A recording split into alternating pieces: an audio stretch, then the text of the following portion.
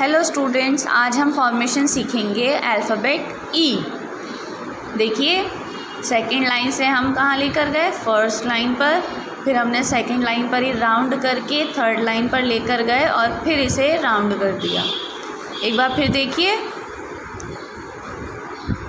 Second line से first line पर लेकर गए, राउंड करके हम सेकंड पे फिर राउंड किया एंड थर्ड लाइन पर ले जाकर यहाँ पर रोक दिया। सभी बच्चे दोबारा देखिए ध्यान से, कितनी लाइन्स हैं, 1 2 3। इन 3 लाइन्स में हमें अपना अल्फ़ाबेट बनाना है। स्टार्ट करेंगे।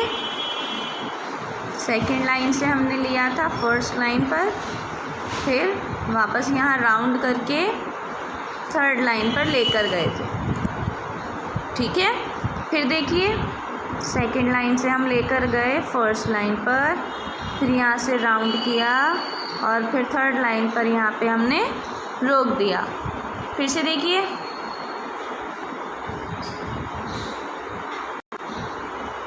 यहाँ से हमने स्टार्ट किया सेकंड लाइन से, फर्स्ट लाइन पर गए, फिर राउंड करके ये थर्ड लाइन पर ले आए। फिर से देखिए, ये हो गया ई फॉर एलिफेंट। आप सभी बच्चों को अपनी कॉपी में इसे नोट डाउन करना है। Thank you.